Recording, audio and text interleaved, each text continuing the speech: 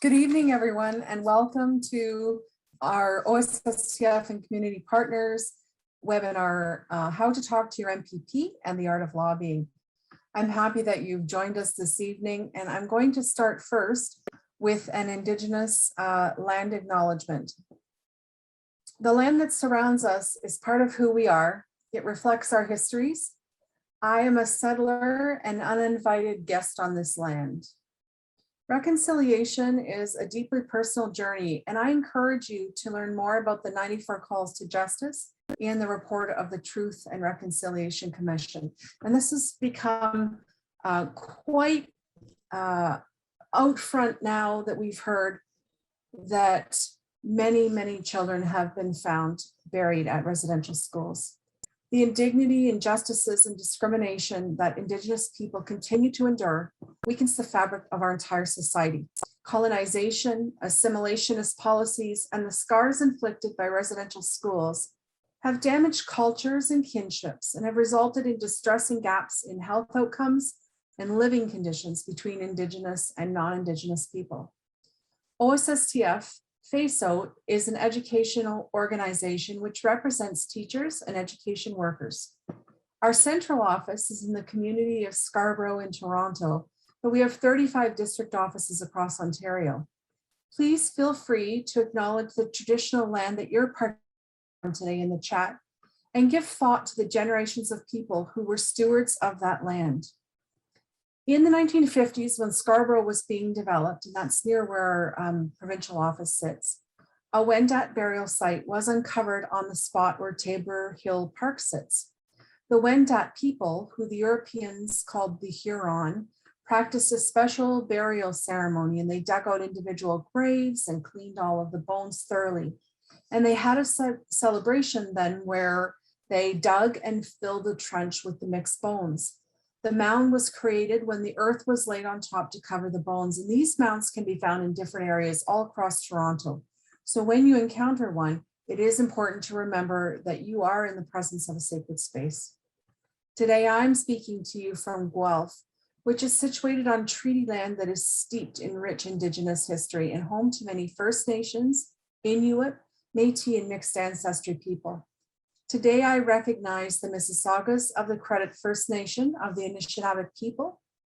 The dish with one spoon is a treaty between the Anishinaabe, Mississaugas, and the Haudenosaunee that bound them to share the territory and protect the land. Subsequent Indigenous nations and peoples, Europeans, and all newcomers have been invited into this treaty in the spirit of peace, friendship, and respect.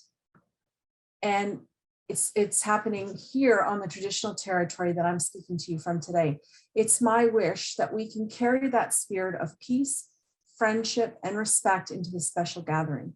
I think generations of people who were stewards of this land thousands of years before my family settled here. So let's get started. Thanks for listening, and I hope that you are able to acknowledge where you're coming from as well today. I do want to give you a little rundown of what's going to happen tonight. We are first going to have a little panel discussion with our esteemed panelists that are here today. And then we are going to have kind of a workshop called The Art of Lobbying, Lobbying 101, to help you along. So once you hear about why it's important to lobby, we're going to show you briefly how to lobby and get you on the right track. But first, I would like to introduce our moderator, Karen Littlewood.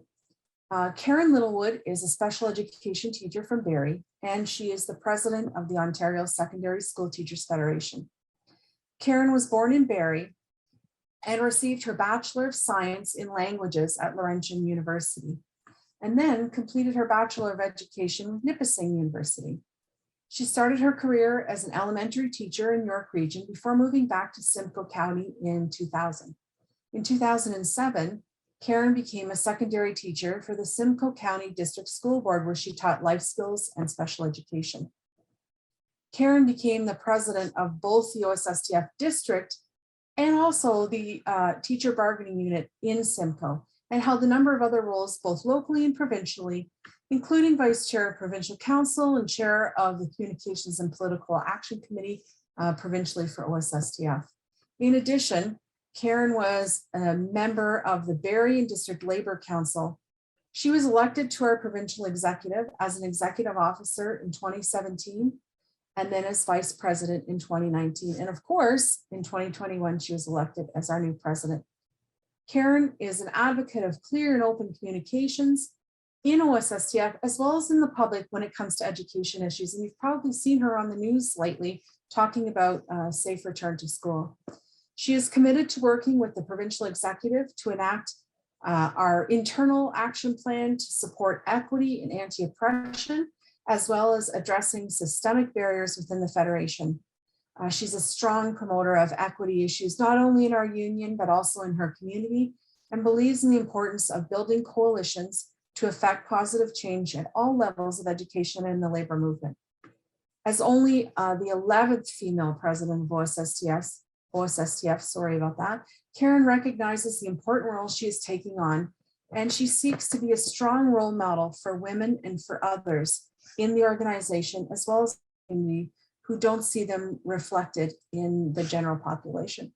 So welcome, Karen, and I'm going to turn it over to you. Thank you, everyone, for coming.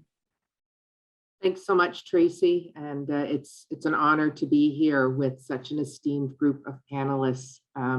I love lobbying, but just before I get to the introductions, I want to say that I'm in Toronto on Treaty 13 territory, the land of the Haudenosaunee and the Wendat and the Anishinaabe people, and they are the stewards of the land in the past and in the present and in the future. And if you haven't already done so, you really should sign up for the Indigenous Canada course through University of Alberta.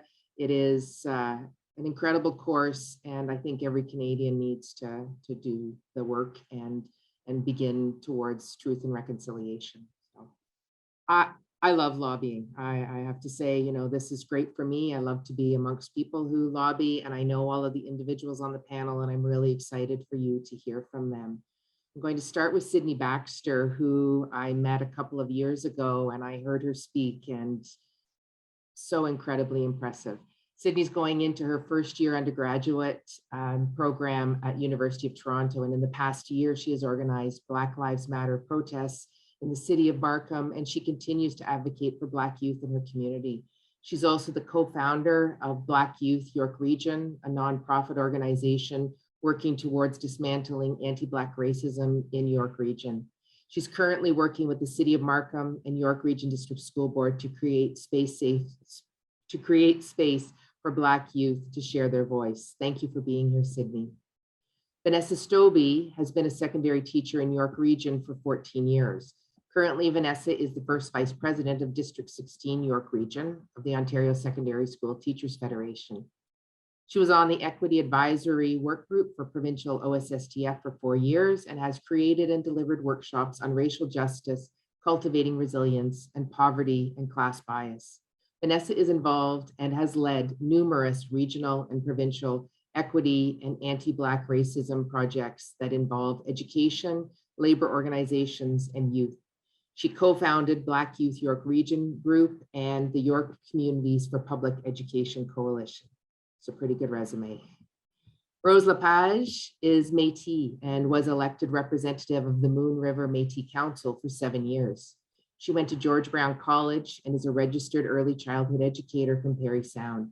She has worked in the early learning kindergarten program for 11 years. She is a mother, an advocate for children and families, and has been active in her union, OSSTF, at the local level, and a former member of the OSSTF Provincial Communications and Political Action Committee. Rose is deeply passionate about politics to push progressive change. Rose is currently serving as an OSSTF election organizer, supporting leaders and members to get involved in the wider community and involved in politics. Chandra Li Paul, who I know as Shawnee, has been involved in human rights and political activism in one capacity or another for nearly 30 years. She has done extensive work in the community as a mental health peer counselor, AIDS educator, as the IATSE 2S LGBTQI+ representative to the Canadian Labour Congress Solidarity and Pride Working Group and Human Rights Advisory Committee. as well as the Solidarity and Pride Vice President for the Ontario Federation of Labour. In her role as business agent for IATSE Local 411, Shawnee has fought for rights and policy change for film and television workers. As campaign engagement organizer for the Ontario Federation of Labour, and now as the interim director of political action and outreach with the OFL, Shawnee has been a strong activist, organizer, and lobbyist in all areas of labor, in addition to her work with numerous committees and coalitions over the years. And later on, you will meet Paul Kossta. He will be part of the Lobbying 101 presentation. Paul is an OSSTF FEESO Legislative Government Relations lead since 2013, including the lead staffer during the 2014 and 2018 provincial elections. Everybody at Queen's Park knows Paul Kossta. Prior to being hired at OSSTF FEESO Provincial Office, Paul was an executive officer for District 12 Toronto, Communications and Political Action Chair for Provincial OSSTF, and Political Action Committee Chair for D12 Toronto. As I said, we have an incredible group assembled here, and I look forward to what they're going to be teaching us and sharing with us as well. So, without further ado, let's start with a really big question, and I'm sure you will all be able to share some information about this. Why is it important to initiate contact with your MPP or MP? So I'm going to look for someone amongst the panelists who would like to go first, and then we'll work out the order after that. So why is it important to initiate contact with your MPP or your MP? All right, there goes Rose. See, I knew she'd be right up at the front. So go ahead, Rose. I like to get going so I can get over this nervous feeling. So I think the biggest thing is that we pay for them. They should be working for us. And if we want to know what they're doing, we have to talk to them. We have to have a relationship with them. And I think sometimes they count on us not noticing things and not watching to kind of slip things in.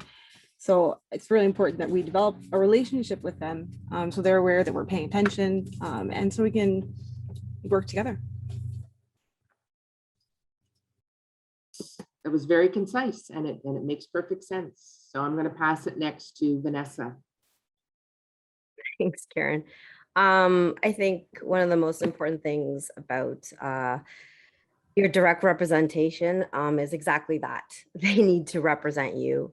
It's not the reverse way. So you elect them or they are elected, and regardless of if you chose them or not, I think it's really important that your voice and identity be heard. I think that they need to know what is it that's close to you, your family, and your community, and what is it you need looked at, changed, or even like accommodated. And in that, I mean that the premise of democracy is that it gets messy and so forth, but that's why they're there. They're there to help you through those times.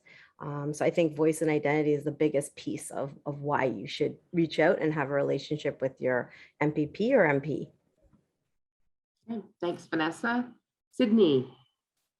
So I think it's important because, as someone previously mentioned, they kind of count on us not really reaching out or knowing them, which also leads to them doing whatever they feel like.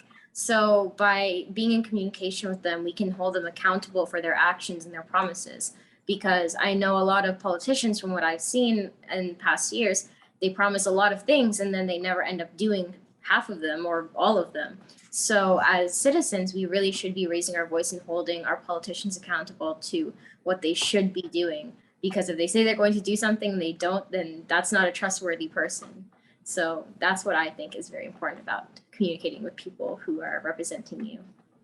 Yeah, thanks so much, Sydney. And that's really important that, the lobbying doesn't stop when somebody is elected, is that it continues afterwards, and it's got to be sustained. And that's, excellent points that you make. Shawnee. I agree with absolutely everything that all. Ooh. I have a frozen Shawnee. Does everyone else have a frozen Shawnee? Shawnee agreed with us and then she froze. But just so people know, Shawnee was having difficulty with internet, and so went to an alternate location, and it looks like there might be difficulty with the internet there. So I think what we'll do probably is we'll go on to the next question, and perhaps Vanessa, you think about this because I'm going to ask you first, but we know why you need to be in contact, but why do you need the sustained contact and conversations? And more importantly, and this might be a bit of a longer answer, how do you develop that relationship and get them to reach out to you? So it's not just a one-way conversation. How do you make sure that it's a two-way conversation? Go ahead, Vanessa. Thanks. That's a really big question. I think, for me, sustained, that's a big word, but I think that as I think Sydney said it, that you hold everybody accountable. I think that accountability and, transparency leads to action in my mind. So I think it's really important that they realize that things, for example, important to me, because you asked me about myself, are like racial justice, climate justice, right? Public education, public health. So I speak to my MPPs about those things. And I think that that's a really important thing for me. So I need to relay that to them. How to get hold of them, that's a big one. There's the traditional methods, which we all know, right? You call the office, you email whoever you need to, but I like to circumvent that a little bit. I like to go non-traditional. So I think that we need to realize that social media has lots of caveats to it. So you can use, for example, you can message an actual MPP, which I have actually done twice this week and been able to get hold of them through that because they are constantly checking that. I think that, that's how you begin to see that relationship build. As Sydney said really well, you begin to know that they begin to know that you're there, you're watching, and you're always ready to speak and talk with them. So Vanessa, just before you mute yourself there, how do you develop the relationship, and how do you make it so that they need information from you? Yeah, so I think that for me, I always like to have in there some type of thread of an action that I want brought back into play somehow. So as I said, I was very action orientated. So it has to be something in which that you can go back to them for a second piece. And being a teacher by trade, scaffold it, right? So piece at a time. I think also to you have to know that a relationship is a back and forth. So it has to be that for me, I actually reach out to my MPP more often than not by putting it into my schedule, like by being at events that they're at, right? So being at community things that they're at. So that's how you build relationships. So it's not just like a conversation very traditionally on the phone or on Zoom nowadays. It's being places where they are and what interests you will interest them at some point. Okay, awesome. Thanks, Vanessa. I'm going to go to Sydney next, but I'm just going to give Shawnee a heads up because I believe she's back. So Shawnee, I'm going to give you a chance after Sydney to try and do both of those two questions. But I'm going to go to Sydney first, just talking about why is the sustained contact important, and then how would you develop it, or what have you done in the past to develop the relationship and get them to reach out to you? So for the first part of that question, really, I've done a lot of the work that I've done has been through the organization that I'm founders for, which is VYR Youth. We have had conversations with multiple MPPs, with MPs, and they like to reach out to community organizations, or they like to listen to community organizations a lot more than the individuals, or at least that's what I've seen more recently. So I guess the sustained contact within, the world of the organization I'm in, that's something that they have to kind of keep up in a sense, because as an organization, we kind of have a bit more hold on them. But as an individual, I would say I'd reach out personally. I haven't talked to any MPPs personally as just a citizen, but I have reached out to the mayor of my city, who is pretty easy to talk to, but maybe that's because he's a mayor and not a member of parliament. But to have the sustained contact, I feel like you don't need to just be wherever they are. Don't leave them alone, basically. And like Ms. Vanessa said earlier, just using social media too, because if you're talking to them on social media, that means that the public can see what you're saying. If you say, hey, you know, I tried to reach your office, I tried to email you and you're not picking up, I'm a concerned citizen, what's going on? That doesn't look good on them. So that's a way to kind of not force them to talk to you, but it's a way to encourage them to talk to you and to hear what you have to say as a citizen. Thanks, Sydney. There's some really good tips there, like the idea that as a collective, you probably carry more weight and have a better ability to get in and to have that conversation, as opposed to one person who can be brushed off as just an individual. You bring the voice of others and it's stronger. But I really liked that you mentioned the mayor and councillors too. I believe strongly that all branches of government are equally important. And in fact, sometimes your municipal government is the most important to you personally in your personal life. And we do have a municipal election coming up as well in 2022. So for any of these questions in lobbying, I think it's really important that we're talking about that. And of course, that would break down to school board trustees too, because all of them are subject to lobbying. I'm a politician, I'm subject to lobbying too. So, okay, Shawnee, I've given you some time to think about it. Why is it important to contact your MPP? And why are sustained contact and conversations important? And then how do you develop it? So go for it. All right. Okay. So firstly, I apologize. Per usual, there's always a technical problem and I lost internet. So now I'm on my phone. So hi, folks, again. As I was saying or trying to say earlier, I wholeheartedly agree with all the points that the panelists are making in regards to question one, which I heard most of. What I wanted to add in is we assume that when people get into elected positions that they're experts on lots of different things. And a lot of the time they really aren't. And they may not really know very much about your issue or your concerns. And it's a good opportunity to make contact with them, to educate them on them, to inform them so they get to know and understand what your issues are, why you have concerns about them, why you have passions behind them, to help them help you in, and reminding them that you are a constituent, that you vote for them, that they work for you, all part of that. And, not doing it in a, depending on the circumstance and how that meeting is being set, but trying to do it in a, a very, education, let me help you, help me kind of way, I think is a really important part of, those ideas around setting those meetings as well. You need to make, politics have to be personal. They need to understand why those issues are important to you as a constituent, as a member of the public. I think that's just a good add-on to all the other points. And in regards to sustained conversations, I was hearing some conversation about social media and calling them out on social media.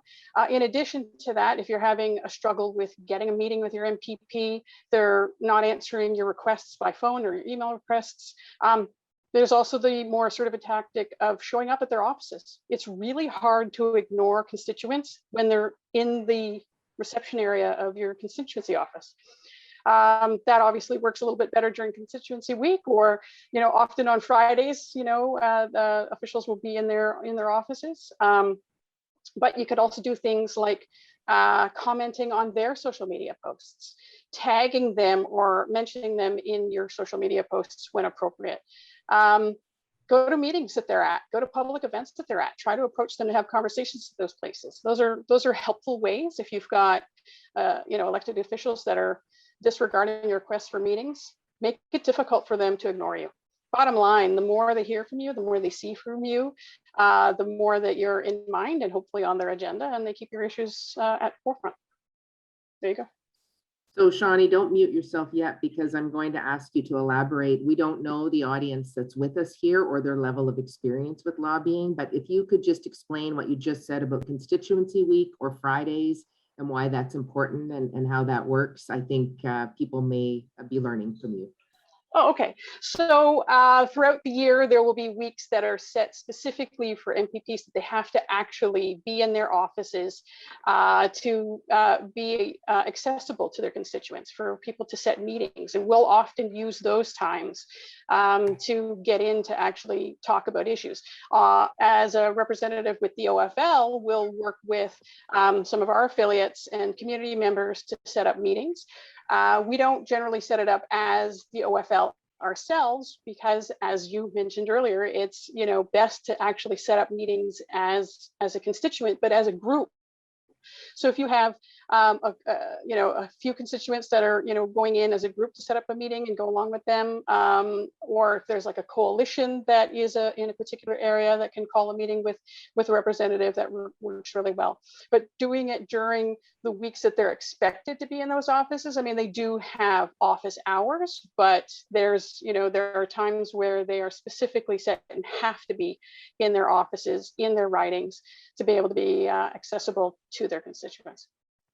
Okay, just one more, and it might not be you, but someone just put a question in the chat, said, how do you know when the constituency weeks are?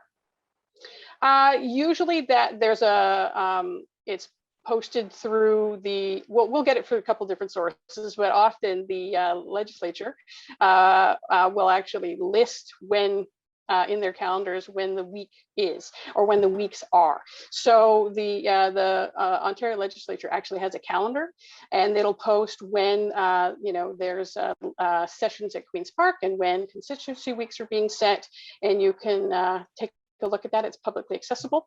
I don't have access to that link right now. I've never actually done Zoom via my phone, really, so I don't know how to do that. But if somebody else has that to put in the chat, it'd probably be a good thing to help. That would be great. I'm sure somebody will help you out there. So that's homework for everybody to look it up, and then to make a note in the future to also look it up, so you'll know when constituency week is. I believe most of the town councils have started meeting again, so they should also be quite available to people as well. They have a little bit of a different format. Okay, Rose, it's your turn. How do you sustain and build that relationship and make it a two-way conversation?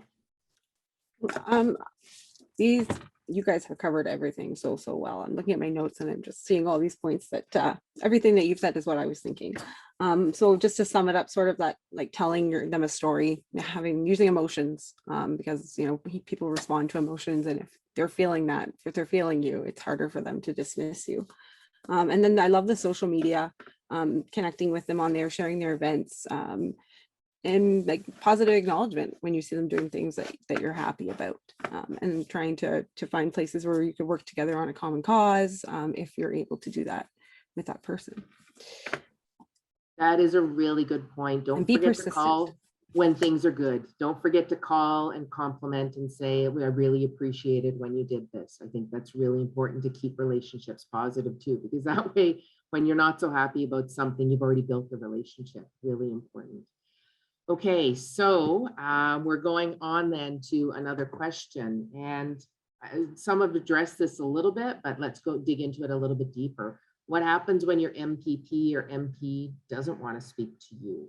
What's the most effective way to communicate with an MPP or MP or town councillor or mayor or trustee who just doesn't want to engage with you? So I'm going to go to Sydney first and give you the big challenge, Sydney. How do you get people to engage who are reluctant? So far, I'm lucky that I haven't dealt with any people in power or any politicians who have not wanted to speak to me or speak to my group. But I would assume that first of all, it would feel a little bit like a personal attack if a politician didn't want to speak to me as someone who is a citizen, someone who their decisions are going to impact. So I feel like if there's one politician who wouldn't want to speak to you, to go to another one. Like if there's one that you really, really, really just want to go at that one person, I feel like it would be best to go and take a step back for a second, maybe take a breather and find someone else who might be able to help you. Because if there's one person being really difficult, like why waste your time on someone who's going to waste your time? It's that sort of thing. Unless you really want to push for it and then you want to go on social media and call them out. But I know I personally, if someone isn't responding to me or someone just acts like they don't really want to speak to me, and as someone who can vote them in or out, I would take personal offense to that. But I would just go to someone else who may be able to understand the situation, or maybe able to maybe put that person accountable too. Because I know if another politician is holding another politician accountable, that has a lot more weight to it than just one citizen. Or maybe to go as a group of citizens who are upset, because more people, like I think someone said earlier, more people means that you might have a bit more weight there. Yeah, no, that's really good points. Thanks so much, Sydney. We're going to go to Shawnee next. So I'm just before you start, Shawnee, I'm thinking, Tracy, this might be a future workshop on how to get people to talk to you who don't want to talk to you. Go ahead, Shawnee. That would be great, actually. I'm back. I'm off my phone again, so back on. Hopefully this stays. So I think I answered a little bit that earlier in regards to if you've got an MPP who doesn't want to talk to you, don't take no for an answer. Like, keep making those requests, keep following up, show up at their office, go to events that they're at. You know, it may not be a set one-on-one meeting, but go to events that they're at. And if you can, if it's appropriate, approach them, you know, beforehand if there's an opportunity, or afterwards, depending, you know, if there's mingling opportunities, there's all different types of events. But, you know, introduce yourself. Hi, I'm a constituent, and, you know, I want to have this conversation. I've been trying to have a meeting with you. You know, there's lots of ways to do that. But again, I think someone touched on this a little bit earlier. Calling them out on social media, making a statement, I've been trying to have a meeting with you and you're not meeting with me. Step it up, call it out to the media. So your social media feed is one thing to say that on, but if you want to send, you know, really grab their attention, because politicians are really sensitive to, you know, comments in the media, send press releases, send letters to the editor saying, you know, we've been approaching this MPP or this politician, this MP, this mayor, whoever it is, saying that you want to have a meeting with them. They're refusing to meet. These are the issues we're trying to talk about. These are why they're important. More than likely, they're going to now pay attention and they're going to say, I'm going to have that meeting with you. Yeah, no, that's great. Thanks so much, Shawnee. It's that relationship building, and you don't want to push too far and shame someone when you're trying to build a relationship. So it's really got to be appropriately. You should know what the outcome is before you step into something, and where you want it to end as well. Okay, we're going on to Rose next. So what do you do if they don't want to speak with you? I like to get a response when I write an email or something. I always put in there that I specifically that I want to get a response, and I usually do. Once in a while I don't. And then I think I've heard also about, you know, if you can't get a meeting, maybe you can get somebody else, like my spouse, my husband could probably get a meeting pretty easily with the the field that he's in, and then that's an opportunity to just try to like tag along, I guess, and see a different perspective. And then just the social media thing, again, that just keeps coming to me. I think when we call attention on social media, things change. Okay, great. Thank you so much, Rose. Vanessa, your turn. All the tips that haven't yet been mentioned. Okay. No pressure. So let me just state right now. So the last 2 years, York Region is where I work and usually are, and I've got a response from hardly any of the MPPs at times. I want to start with basically, I think persistence is important. I think that Karen already said it, the end goal. You have to know what your goal is. Like, what is it you want? And kind of work backwards from there. I think that it's a balance. So I know that for me, the best way is through coalition.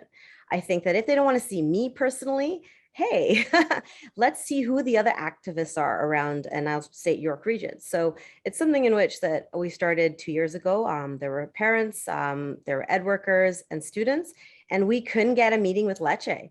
So we formed something called York Communities for Public Education, and we threw a barbecue in his backyard.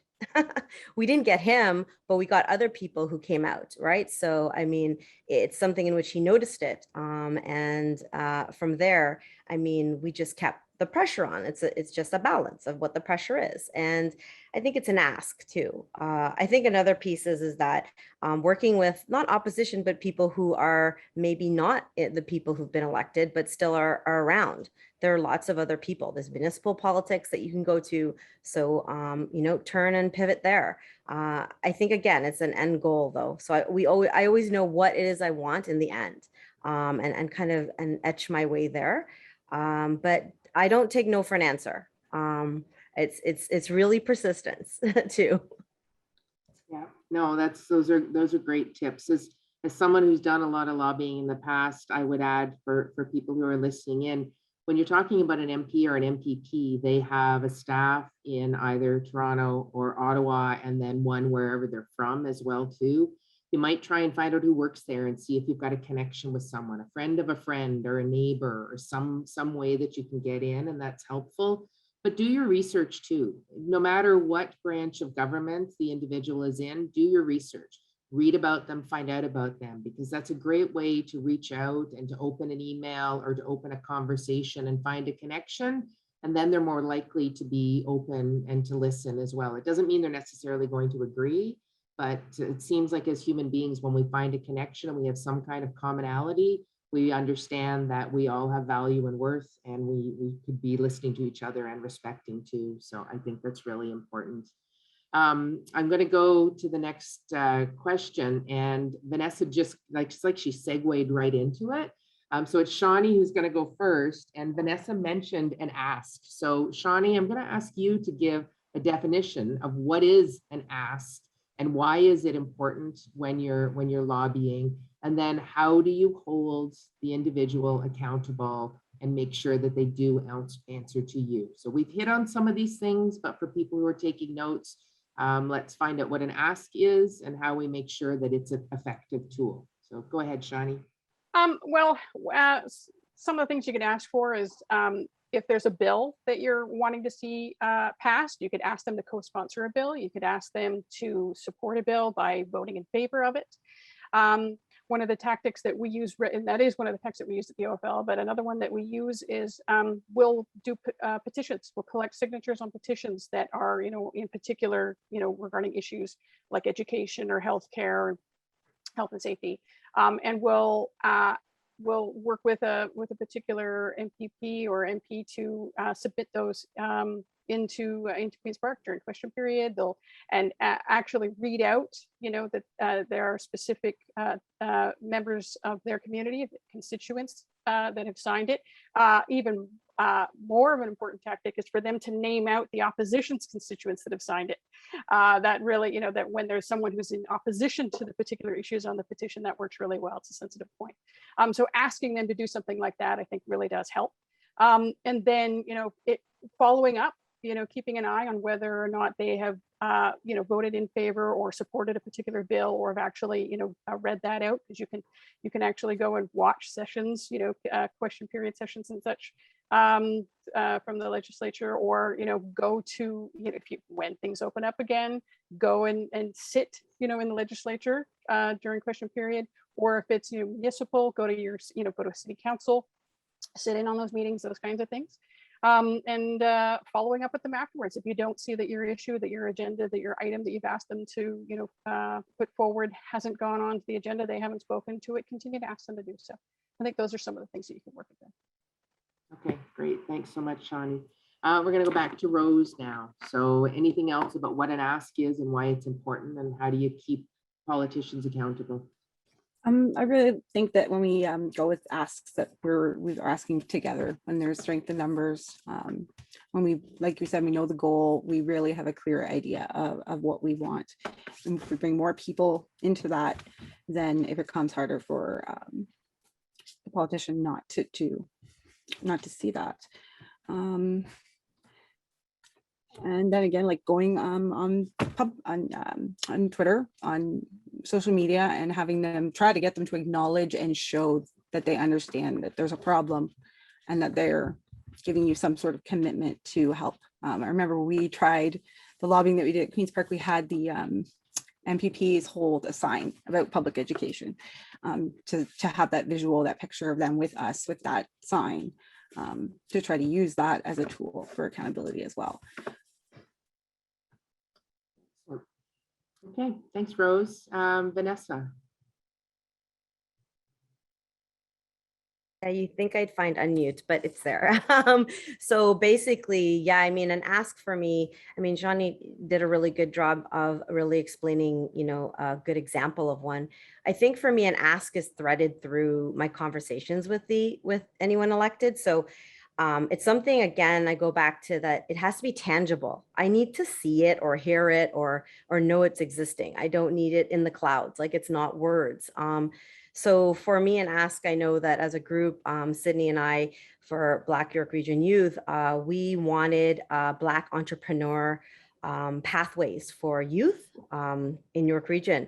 So we knew that's what we wanted. So I mean, we worked with different MPs, and I think in the end, we threaded through our conversations and our meetings, our Zoom meetings. That's what we wanted, and the reason why. And in the end, it took time. It's a time frame too with the ask, but to make the MP accountable, I don't want to say who it is. It's constantly being present in that MP's life. So it's had it be virtually or at events if it's not COVID. But the MP came through, and I think Sydney knows who that is with the Black entrepreneurship for youth. So yeah, that's what it is. And I think that to end with, like, what if they don't do it? Well, like, that's what elections are for, everyone. Welcome 2022. If you're not accountable and if you aren't doing the balance and being responsible to who I am and the belonging or the group I'm with, then it's time to unelect you. So that's how you do it. Great. Thanks, Vanessa. Sydney. So I know whenever I've made asks of politicians, it was during a scheduled meeting or it was during events that we hold, like as an organization. So for specifically what Ms. Vanessa is talking about, that was a scheduled meeting we had with that MP in particular. And there was about 4 youth, including myself, who were talking to this MP about the things that we had a problem with, things that we saw should be changed or that could be improved on. And yeah, that came through in the end. But then there's also some MPs that we talked to where we're currently trying to figure out things or we want to figure out future things. And I feel like it's all about planning, really. Planning to make sure that they hear you clearly so that you're not sort of telling them one thing and then you're not in communication and then you have to tell them another. So it relates back to, like, I guess a previous question, which is constant communication. So to see your ask through to the end in a sort of way, because if you ask them to do something and then at the beginning you're like, okay, they're going to do it. And then in the middle, you don't know what's happening. And then in the end, you're not talking to them and they don't do anything. And you can't really see the progress. So really seeing the progress through what they're doing is how, seeing the progress basically is the best way to have an ask. Like, if you ask something, see it through to the end and don't stop seeing it through. Because if an MP agrees to do something, then you need to hold them to what they're supposed to be doing. Yeah, no, that's good. And make sure you go back and thank them too. Once it's happened, once you've had mission accomplished, make sure that you're acknowledging it, because that will encourage them to do more as well. I have a couple more questions, but Shawnee, actually, I've just been reminded through this question about accountability and remembering, so that when it comes time for election, that you remember what's been done or hasn't been done. And I wondered if you could share about what you're doing at the OFL with regards to the memories that you're keeping as well. And some people might want to sign up for that too. And just before I go to you, Shawnee, I also want to mention that Tracy had put in the chat the constituency calendar too. So the link is there for people who are looking for that. You can see that too. So Shawnee, if you just want to explain that, and then I have another question afterwards too. Sure, that's great. Actually, thank you very much for mentioning that, Karen. There is this exciting online tool that we've got right now with the OFL. And what it is we are working with a tool that you email yourself to remind your future self of the failures that the Doug Ford government has done. And it sort of gives you an opportunity to get a note from yourself in the future to say, do you remember how you felt at this time regarding these issues and where they have fallen short for you? Well, when you go to the polls, make sure that you have that in mind and you are not voting this same government back into play. And if when I take a moment, I'll go and I'll look for that link and I'll add it into the chat if it's not already put up before I get there. But I think it's an exciting new way for us to be, taking account of things, not just right now, but it's going to be keeping a sort of a log and a memory. And so you email yourself in the future. And that actually goes hand in hand with another document that the OFL updates on a regular basis called the Ford Tracker. It's probably one of the most popular documents that the OFL has produced in many years. And it literally lists all the things that the Ford government has done since they've gotten into office, and all the things that they've taken away from workers, all the things that they've taken away from communities, all the at-risk situations that they're putting people at by not following through on their promises. And so I'll add that link in as well. I think those are two great things that people could be sourcing to for sure.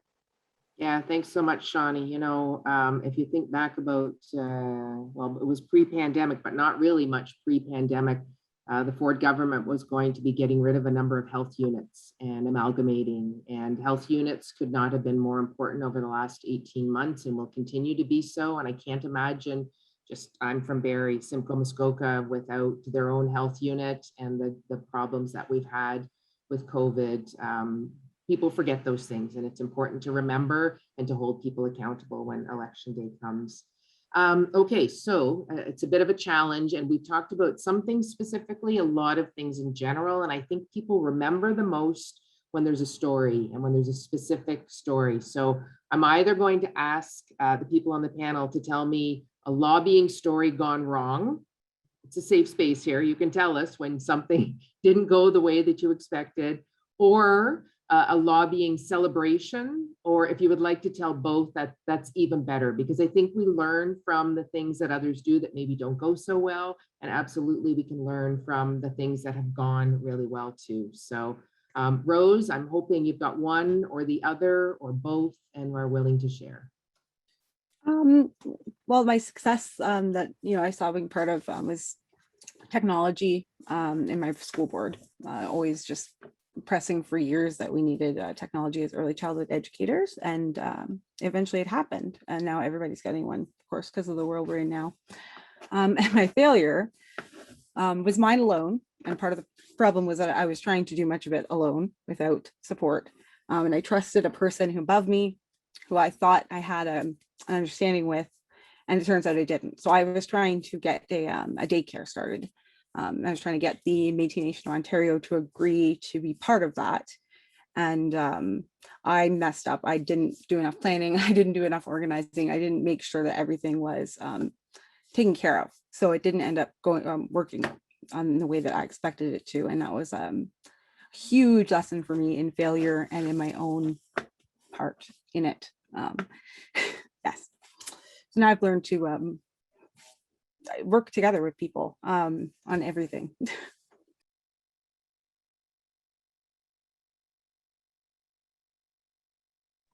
You can have a failure and you can have something that doesn't go well, but it's most important to learn from it and to move on, and to, everything's got to be a learning experience. And if things didn't go wrong, you wouldn't do better. You would just do the same, and doing the same is not going to get us anywhere. So it's really important to do better. Okay, Vanessa. I think, what do we call it? A thorn or a rose, or go ahead. Yeah, so I mean, I think I'm gonna put both of them together. I want to go back 13 years. So I was trying to get a group started in our schools, in the East schools in York Region, the high schools, and you know what? I didn't do my research. I didn't do my research. And when I went into the meeting with the superintendent and the principal in charge at that point, I didn't have as they say, everything cross your T's, dot your I's. And I think in reflecting on that, again, there's persistence. I didn't do my research, but I did meet the right people in that meeting. And I did bring somebody with me who also knew the principal. So when the meeting was over, this is where it's good to have balance, just casual conversation with that person who was with me and the principal. We were able to set up a second meeting, and, I learned and reflected, and we moved forward. So it's always important, I think, we did get the group started, by the way. It ran well, but it's important, like, who you bring, and to to do the appropriate research. And as I said, be resilient. Don't take any no's, but just know when you come back that you're ready to be in the game. So yeah, so that actually club is still in existence now, and it's 13 years later, so it's pretty cool. Yeah, that's a good legacy. It's nice to know that you've made a change and made a difference. Okay, Sydney, what have you got for us? So I guess you can start off with, it's not really a thorn. It's kind of more of a funny-ish sort of story. But basically a couple of months ago, I was on an event and Lepage was invited to the event. So me and another person who's a part of my organization, we were both on there, and we push for there to be a more inclusive curriculum. That's basically some of the stuff that we do, you know, on the side and also together in BYR Youth. So when Lepage was there and we got a chance to directly speak to him in front of a large group of people, we were like, hey, you know, we really want to see a more diverse curriculum. We really want to have another conversation with you so that we can further see what can be done about this. And so a couple months went by. There wasn't really any communication. But then I think it was maybe last week or a week or two ago, I actually saw Lepage in person at an event when he was walking into the event and I was actually on my way out of the event. And yeah, I was like, oh, hi, do you remember me? You know, I talked to you. Oh, sorry, that's my dog. She's a little bit aggravated right now. Sorry, give me 1 second. Let me go assist her. Oh, wait. It's okay. So yeah, sorry, my dog has a little bit of an attitude problem, but basically, I saw him again. I was like, oh, hey, yeah, I would really like to have another conversation with you, you know, about the curriculum that I was talking to you about a couple months ago. So it kind of worked out in the end because I actually saw him in person, like face to face, which I was not even expecting to happen that day. But yeah, that's like kind of like the thorn / funny story. And one of the positives that happened is the mayor in my city, I live in Markham, and the mayor of my city has been very, very, very adamant about helping out with the anti-Black racism that's happening in Markham, or to just implement different policies. I know that he looked over the policies, he added extra anti-racism training for all staff of the city. He actually helped start the mayor's Black, oh my gosh, the mayor's Black Youth Liaison Committee. So, which is made up of Black youth between the ages of, I think, 15 and 20 or something like that in the city, that come together and basically talk directly to the mayor and directly to the city about their concerns. So that's one of the pros that's happened so far. Excellent, thanks. Look at the history you all have with lobbying here. Okay, Shawnee. All right, I'll tell a little story about something that's, I think, covers both sort of in one. It wasn't exactly a win, but in some ways it was. And it was not long before the pandemic when we had arranged with some constituents to set up a meeting with Doug Ford at his constituency office, because we knew we weren't going to get in there as, you know, known activists or as the OFL or such. So we had arranged for that. And when those constituents showed up to the office, we had a group of people going in with them that were representatives of various different unions, including the OFL itself, to press upon getting him to sign off on a bill that would, you know, give protections to temporary workers, specifically holding employers accountable for temporary workers that are injured or killed on the work site. That had already been passed and just needed a signature, and he wasn't following through. And we really did think that we were going to be able to, at that point, manage to get that final step done. And we had actually arranged for a lot of people to come out and actually fill the parking lot, and we had invited media, and, you know, made a lot of noise and made, you know, big presence there. And I'm sure that there's a number of people on this call tonight that it may have even been there themselves. It was a successful event in regards to getting that particular issue out into the media and making some noise about it. unfortunately, he didn't actually come to the meeting. He didn't actually sign off on what we were asking him to sign off on. We actually had 8 people, the people who were inside the office refusing to leave, get arrested and marched out by the police. So, you know, it didn't go quite as planned, but it didn't get the result that, you know, the whole reason of getting there and having that meeting with him, it didn't follow through. But it did, in some way, it brought the community together even more on that issue. It brought the media more awareness on that issue. And it has had some rippling effect in regards to getting a little bit more movement in regards to holding, you know, employers accountable and making some efforts towards protections for temporary workers. So that's sort of it's a bittersweet, more bitter, but all in one kind of story.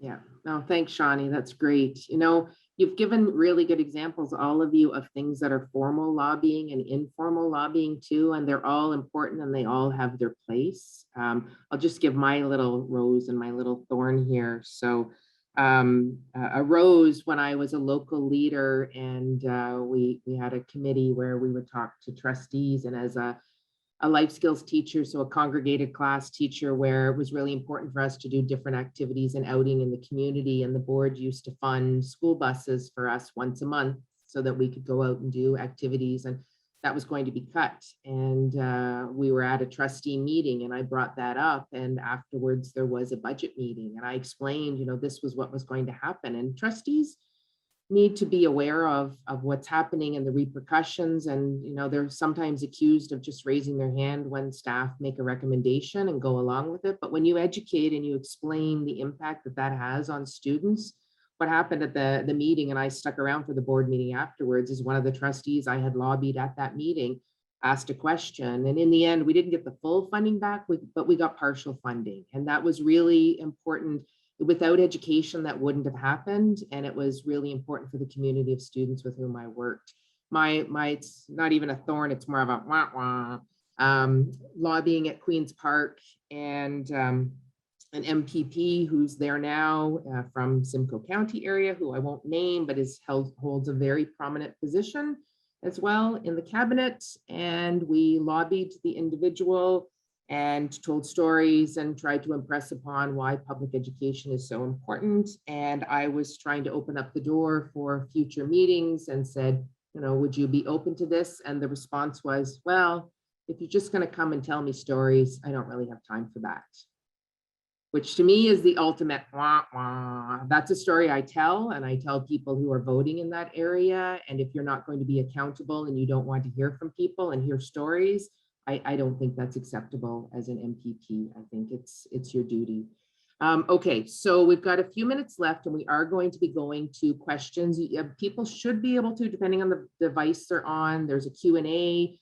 You could probably put something in the chat too. Tracy's going to try and moderate all that and collect all of that. So while you're thinking of and putting in some questions that you might have for the experts here, I'm going to ask the experts. We're going to see if we can come up maybe with a top 10 list or a couple of things from each person, and see if we can get top 10 lobbying tips. So what are the really must-do things that we have to have? And I don't have an order predetermined here. So if somebody wants to mention 3 things and the next person adds some on, but and I'm putting them all on the spot because they didn't get this beforehand. But, you know, just thinking about what are the most important things to remember, and keep in mind, it can be formal lobbying or it can be informal lobbying. And there really is an important distinction. So I saw Vanessa just put her hand up, so I know she's got something to say. So the rest of you can indicate when Vanessa's, we'll see how much of a list we can get here. We'll just take a couple of minutes before we go to audience questions. Go ahead, Vanessa. Thanks. That's really great. I love this part. So I really think, as I said in my last one, doing your research, like know who you're going to see, if it's formalized, even if it's informal, a community event, know who they are. The other thing is always have an ask, as we said, like always thread it through, have it at the end, make it action orientated. I would add to that as a subsection to that. And the thing is always plan with the people you're going with, what you're going to talk about. Have some type of plan. I should have given that one as my want Thorn, because that's happened to me too. But those three are what I'd start with, Karen. Yeah, that was really good. And as you said that, I just read what George Lamoureux, who I know as Joe Lamoureux, had put in the chat, that you need to know beforehand when you're going in as a group. You need to know what role you're all playing and who's talking. You have to be polished, professional, presentable. Sorry, that was probably some top 10 tips too. So if I've stolen your top 10 tips, I apologize. But it is really important to pre-plan who's going to play what role there. And is somebody going to be a little bit more strong with what they're saying, and somebody's going to be a little bit more gentle. And all of those things are really effective techniques to have pre-planned. So, okay, who's got some more tips for us? Shawnee, go ahead. Number one, I'll say, it's more on the formal set meetings, but never be late. Never, ever, ever be late. It is so important to make sure that you're actually there early. At least if you're going with a group, with about 15 minutes early, you gather yourselves together, you get yourselves sort of settled, make sure everybody's, there, and that you are not showing up late to that meeting. Number two, be concise. You want to be a little bit friendly and, start off, but don't get off on other tangents. There's a very limited time. Politicians have extremely busy schedules. So if you spend too much time sort of doing side talk, getting to, chitter chatter about other things as a friendly banter, you're actually eroding the time that you have to speak to them about the issue. Because when their time runs out, They will show you the door, or staff will come in and take the MPP away, or whoever it is that you're speaking to. So you will run out of time really, really fast. And follow up. We've talked about, making the ask or whatever, but always follow up after the meeting. If it's not necessarily specifically to check in on, the ask that you made, because maybe it's too soon on that, at least follow up with saying, thank you very much for, taking the time to meet with me. Really look forward to following up on this issue, going forward. Those are three of the basics that I would say at the moment. That's excellent. And follow-up can be an email, it can be a note. Canada Post and something coming through Canada Post is really, really important. It makes a difference because there's something tangible and solid and permanent that's there until it goes in the recycling bin. But I think it really does have an impact to follow up afterwards as well. It also supports our postal workers. Well, exactly. Yes, always support Canada Post. Right. Okay, Rose, have you got something for us? I saw you writing. Yep. Engage emotions and tell stories, even if they don't want to hear them. And then be persistent and don't take no for an answer. Right. Very good. Thank you. All right. And Sydney, you've got any more tips for us? So most of the ones I was thinking of got taken already, but the one that I have is try to meet them in person if that's possible. I know because of COVID, there's certain rules and restrictions, but meeting them in person makes a lot of a difference. I know with the politician who I work the most with is the mayor, like I said earlier, and I actually met the mayor multiple times in person, just by either chance or because of a protest I organized last year. And meeting them in person really did make a difference, and it kind of made that connection a bit stronger, because when you send an email or you try to call in, it's like they can just ignore those things, but you can't ignore someone standing in front of you saying, hi, how are you? I'd like to speak to you. So I guess that would be my tip that, hasn't been mentioned yet, is try to meet them in person. Maybe not now specifically, but for future reference. So, yeah.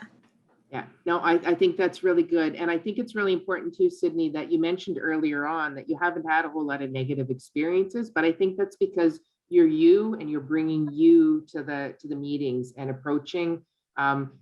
Youth are going to be really strong lobbyists. We need to make sure that the youth know that they hold power, but it's hard for MPPs, MPs, councillors, mayors to turn away youth who are standing at the door because they view them as future voters or current voters and the power that they hold. And I think we have to teach youth to recognize the power that they have, and they're going to be listened to much more than me, middle-aged, I think I might be over middle-aged, but anyways, I don't really hold as much clout as somebody who's got bright future youth invigorating enthusiasm ahead of them. So thank you all for the tips. If you think of more, we can throw them in. I think Tracy might have some questions for us, so I'm going to pass it back to her.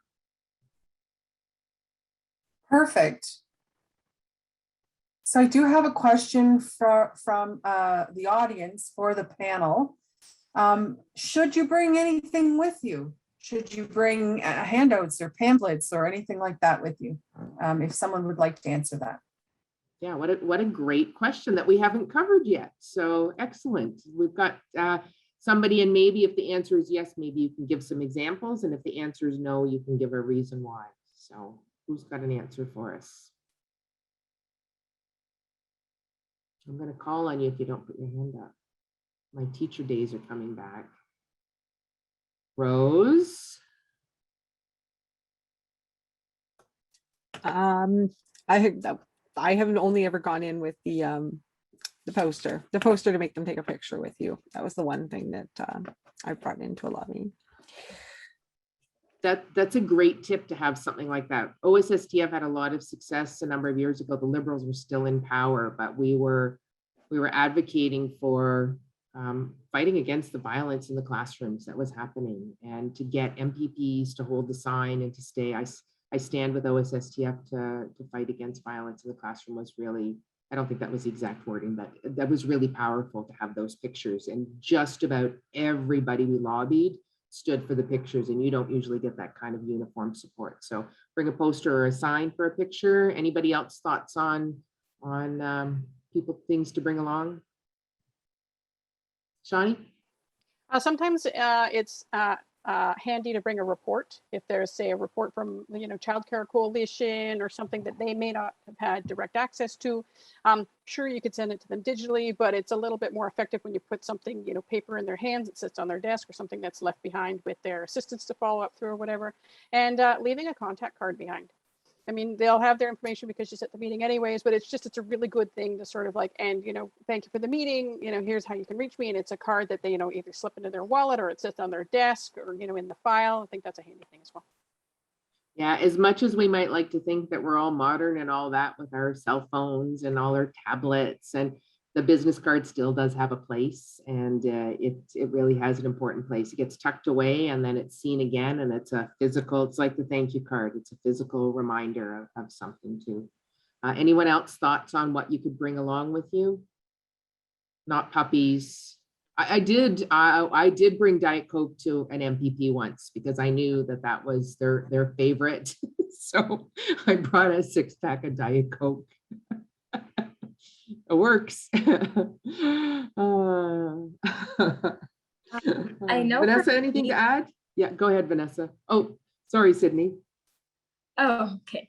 What I was thinking of is like bring out printed copies of policies, maybe that you want to see change. Because if you bring out the policies and you highlight them, and you say, look, this is directly from, the government website, it has their policy right here written out and highlighted. This is what we want to change. Or you can bring something that says, hey, according to this policy right here that's highlighted, you're supposed to be doing this, or you can't be doing that. So you can really bring it to them and like show them like evidence or proof that, what they're doing is either wrong or what you want them to change. And I think that that's something that you can do. But this is not something I've personally done yet. The only thing I've ever had carrying when meeting someone who's a politician is a bag full of hot sauce, which is the Lepage incident, because I wasn't expecting to meet him that day. So yeah, but try not to do that. But the policy thing, that's something you can do. I don't think there's anything wrong with giving a bottle of hot sauce. Oh, okay. Vanessa, anything you've ever brought along? Yeah, I mean, okay, so I'm going to put OSSTF hat on. I've definitely brought along to a few MPP offices our public education platform, our election platform in any way. So, I mean, that's something I definitely think is important. I think it's small. It's compact and it's pretty concise, as we've said. They have actually read it right there in front of me. So yeah, I mean, I think that's important. I'm going to try the hot sauce piece though, because I think that would go pretty tailored really nice with it. Thanks, Sydney. But yeah, no, it's compact and it's precise. So yeah, that's what I'd like to add to that piece, Karen. Okay, so I'm not sure if we got to 10, but I think number 10 definitely needs to be the hot sauce. It makes you memorable, and that's what's really important, right? The MPPs, MPs, councillors, trustees, they meet a lot of people, and don't forget, when you see them, you know who they are, but they might forget who you are. So to do that little mini introduction and remember this, and they'll nod and pretend like they remember that. But if you do it enough times, they will actually remember you. And I think it's really important to be able to do that. So I think we're going to move to our homework part, our work part here, where we're going to actually do some learning together. I'd already spoken about Paul Kossta, and as I said, every MPP at Queen's Park knows him. He's on staff at Ontario Secondary School Teachers Federation, but he has quite a history of working in politics as well. And we are lucky to have him here with us tonight. So I think I'm passing it over to Paul, and something magical is going to happen with the screen, or Paul's going to join us, or let's just hope that everything goes the way it's supposed to. Tracy, are you in charge of this? I'm here. Oh, there he is. There he is. Hey, Paul. Wow, that was quite a panel. My God, I have to be frank, in one way, it's a bit intimidating following that panel, but on the other hand, it's inspiring. To have four panelists, and of course our moderator as well, but to have a panel that is so well versed in lobbying. I know one thing, that when it's time for me to move on from OSSTF, I know that we have a lot of people, a great deal of knowledge, a great deal of enthusiasm that will, be able to continue what we're doing. So I'm just thrilled and a bit, intimidated to follow these four panelists. So I thank them all for being here. I don't know Sydney, but I have to tell you, Sydney, you are the future of our community, of our province, of our country. It's incredible to hear you and to be so articulate and knowledgeable about lobbying and just generally things. So it's a pleasure to meet you. And of course, Chandra Li with OFL, who I sit on the OFL pack with her. And I mean, the stuff that Chandra Li and OFL do, not everybody realizes how much work that they do to support all of us in the labor movement. So I applaud you, Chandra Li. Thank you for making the time to be here with us tonight, and keep doing all the great work that you're doing. And of course, our two OSSTF panelists, Vanessa and Rose. I am so happy that both of them are involved with us as election organizers. We are very fortunate to have them.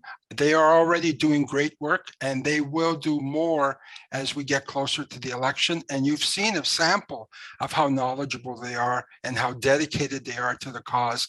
And they are working even during this summer. In fact, next week, they're going to be with me the whole day, working hard to get things done in preparation for next year. So I'm gonna now bring forward the share screen, and this is going to be the first big test to see what we're going to do as we move forward. So let's hope it all works, folks.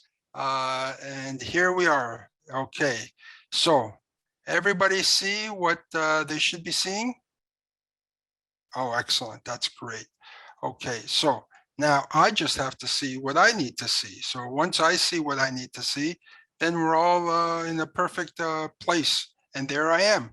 I can see what I need to see. So thanks everybody for being patient as we move forward. So the art of lobbying, as Karen said, many of you may know, although especially those of you that are OSSTF members, I am the quote unquote lobbyist for OSSTF. I do the legislative affairs, government relations, so on and so forth.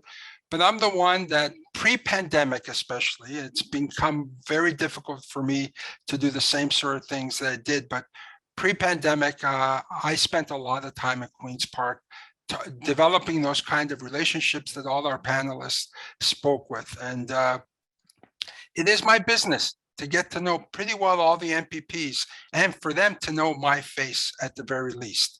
So I'm, that's very important. They don't know me as Paul Kossta. They just know I'm as OSSTF. That's the most important thing for me. Not that they know who I am by name, but that they know who I represent. So I'm going to move on, and we're going to talk a little bit about what is lobbying. Now, it sounds very intimidating, and it really isn't. I mean, you've heard from the panelists. It's not something that is mysterious. It's pretty straightforward. And what we need to do is we need to gain confidence in ourselves to be able to do this. Now, remember, these MPPs, they're people, just like you and me. They put their pants on one leg at a time. Simple. There's no difference between them and us. Many of them some of them may be older, some of them may be younger, some of them may be this shape or that shape. They may look this way, they may look that way, whatever they are. At the end of the day, they're like us. They're no different. So we have to be able to understand that they're not special. They're just human beings, and they're no better than we are. No, not necessarily that we are any better than them either, but we're equals. They're nothing greater than us. They have been given a special responsibility of being an MPP. They've gone through an election. Yes, wonderful. Congratulations to them. But remember, they are not anything that we are not. Okay. So in terms of lobbying, what are we trying to do? And as our panelists said, well, we're trying to influence them. We're trying to get them to see things the way that we see it. If they saw everything the way we saw, we wouldn't have to lobby them, right? If every parliamentarian that we ever saw, if they agreed with every position we had, then that would be fine. And for some of us, that does happen occasionally, where you will find a particular parliamentarian who will easily agree with you. But at the same time, as our panelists said, not all our MPPs are experts in every field, right? They need to be brought up to speed. So that's part of what we do in terms of what we bring forward. So I wanted to move on to the next slide. And we were thinking of doing an activity, but unfortunately we're not going to be able to do it because of some of the technical reasons we have.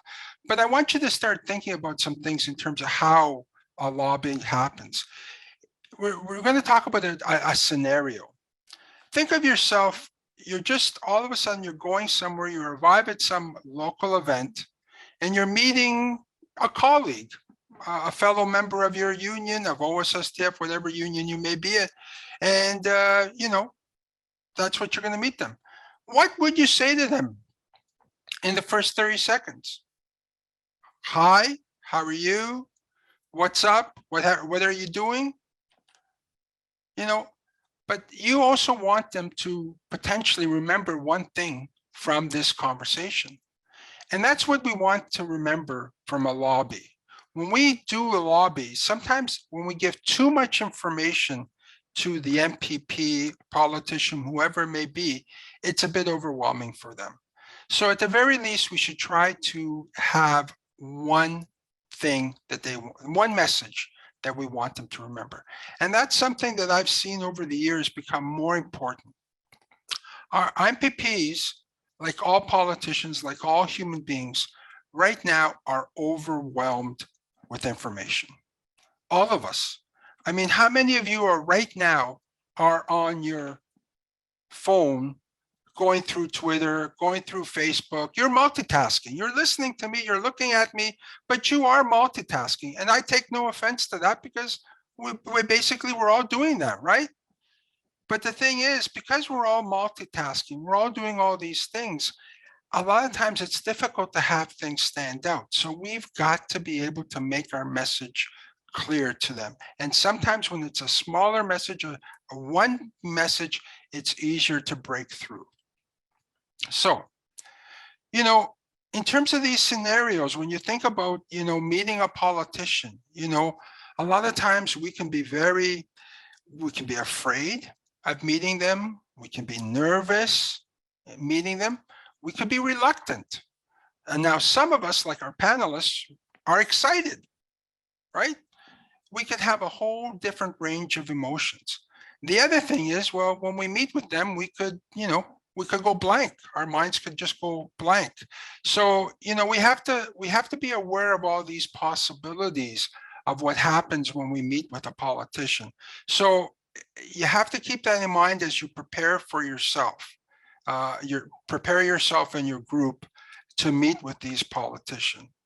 So, but remember too, sometimes these politicians are nervous to meet with you too, because they don't know really who you are or what you really want from them, or potentially what harm you might do to them in terms of their political future, because they're very concerned, fundamentally, many of them, about getting reelected. So they want to make sure that in some way after this meeting, they have at least, if not appeased you or agreed with you, that they have calmed you down and that you are not angry at them.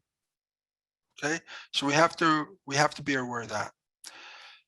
So as I was saying, you know, lobbying isn't something that's absolutely mysterious, you know, and so on and so forth. But I just want to get a sense, and I don't know if I will be able to see this on the screen, Tracy, but is there any way that we could kind of get a sense if people are able to raise their hands or anything to see how many people have lobbied?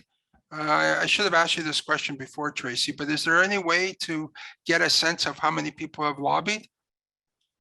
Can people say yes? They can use the raise hand function at the bottom. Yeah, you see there's some people who are doing it now, or they can also put it in the chat. Right, okay. Now I'm trying to see how many people may be able to say they do. There's a few people that have said something.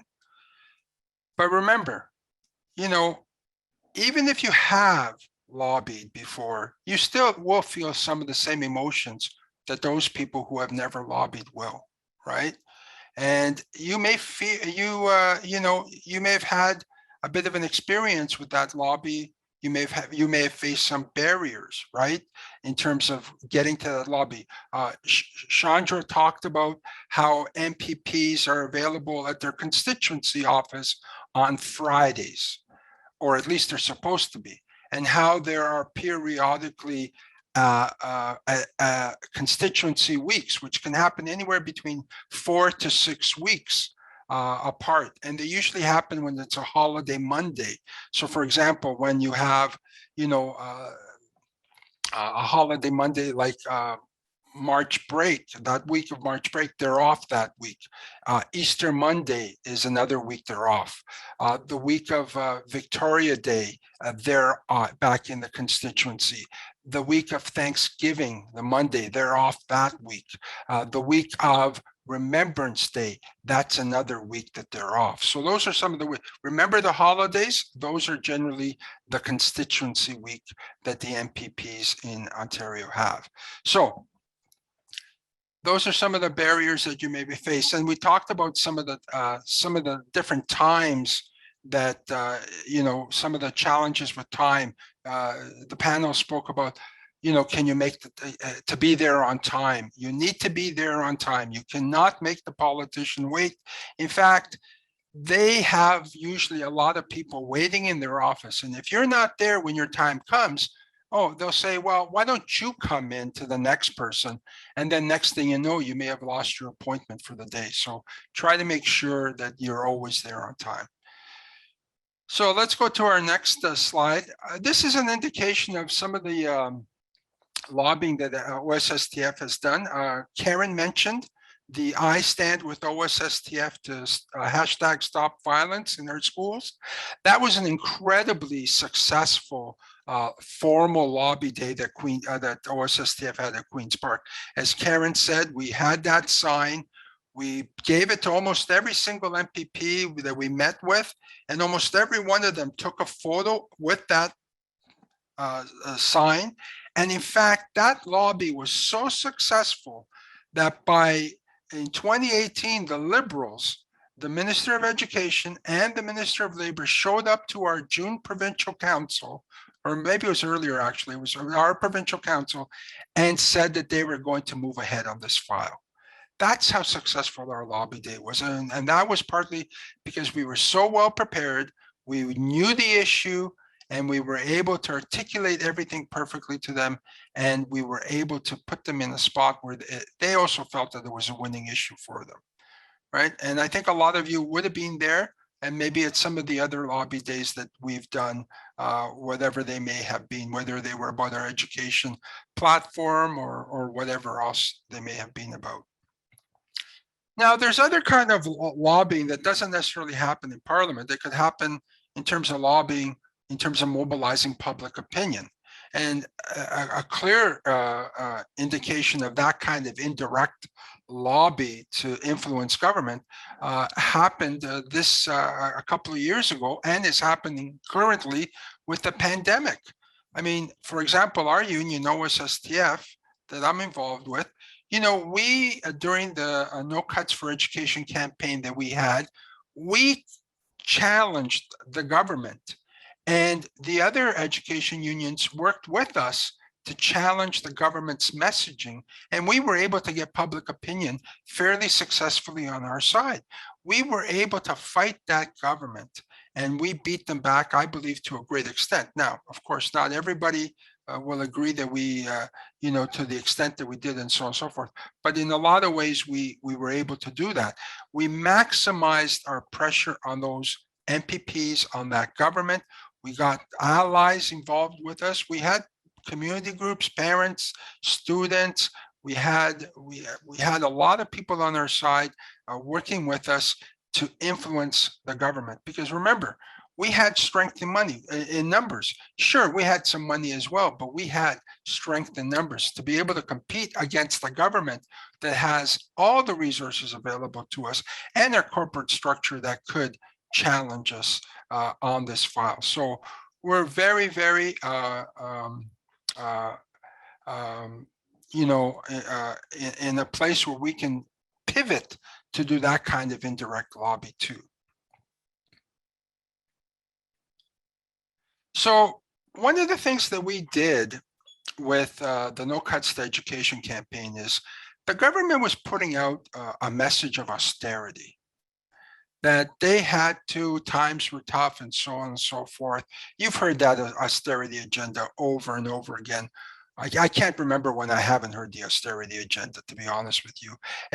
Basically every government always complains that the sky is falling. And then 10 years later, they'll tell you about the good times 10 years earlier when the sky was falling. I don't know how that happens all the time with these governments. They talk about a time when things were great, but it's never great while they're there in terms of austerity. But we were able to counter that message by producing what we called the economic case for investing in education.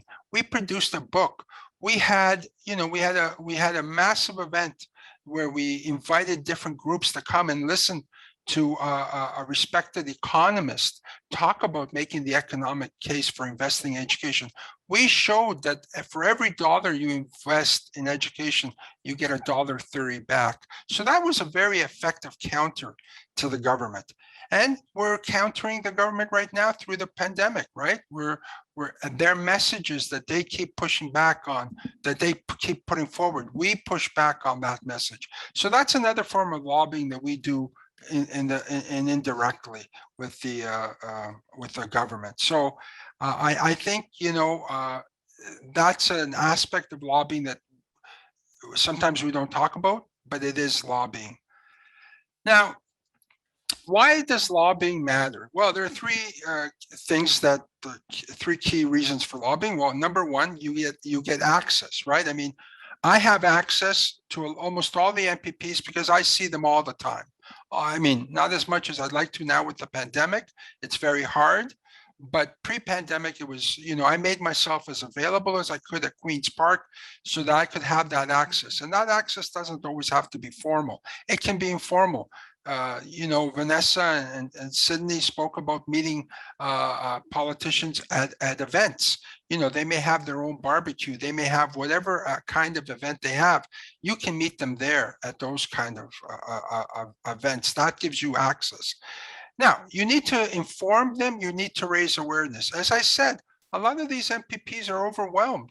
A lot of them have come into Queen's Park with no particular specialty, or they may have one specialty. And in the case of our union, that specialty may not be education, right? Yeah, there are a few trustees who get elected, but even some of those trustees don't understand education the way we think they should. So it is a bit of a challenge. So we need to also inform them and raise awareness as our panelists. And the other thing is they need to realize our strength in numbers. Every time that we go to a lobby, that I go to a lobby, I always remind every single MPP that we have 60,000 members. And I remind all of them that we have, depending on their each riding, we could potentially have up to 500 members in their riding. I actually know how many members we have in each riding. And if an MPP presses me, I can tell him or her, we have this many members. Do you want this many members to be offside from you? So, those strength in numbers are very important for us. Now, of course, the goals of lobbying are to help focus the elected, appointed officials or even bureaucrats on our issues. We want them to understand and we want them to bear down and think about what it is we want. And of course, we want to influence them to spend the resources required to make, for example, our education system better. And if they're not, we want to cause them to rethink why they're doing what they're doing, right? It's very important. The next thing is, so if union members don't lobby, I mean, some people could say, well, you know what, we elected our MPP, they should know, I shouldn't have to bother them. I just want to vote once every 4 years and that's it, I don't want to bother. Well, all of you know that if you don't lobby, if you don't be out in front of your MPP or in front of the government, you'll have no influence. You'll have none whatsoever. And then what will happen is that other people, including private corporations and interest groups, will just come in and fill the void. Remember this, out of sight, out of mind. It's a cliche, but it's true. If you're out of sight, you're out of mind. I said to you before that I'm at Queen's Park. They don't forget that OSSTF is watching. They know we're watching. They know we're there. You have to be visible. If you're not visible, if you're not there, they will forget about you. They have too much going on and you have to remind them all the time, whatever your issue is, you've got to be in their face.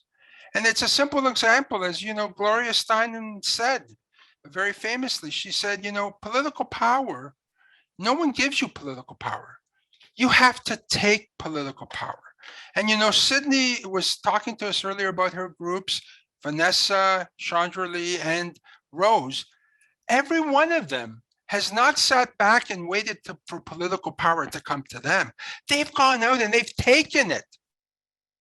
Sure, you will have people push back against you, but you will have no opportunity to have any influence, any power, if you don't go out and seek it. So this is what we need to do. We need to go out there and seek that political power.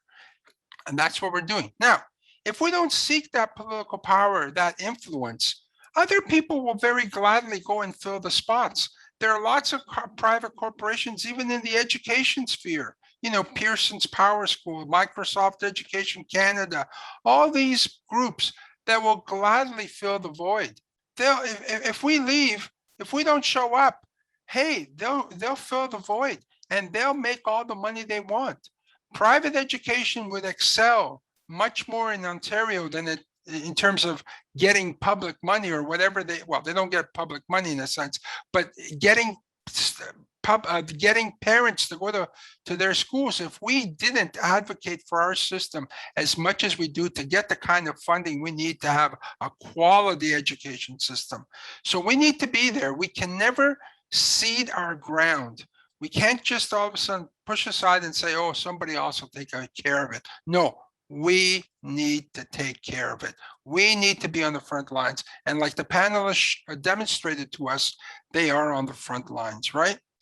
So now I'm going to talk a little bit about these lobbying tips, about who you should lobby into. If you have a big formal lobby like OSSTF has had, or you have some kind of small organization, sometimes you have to think carefully about how you choose your lobbyists, right? Because, I understand that we talked earlier about being in their face and so on and so forth.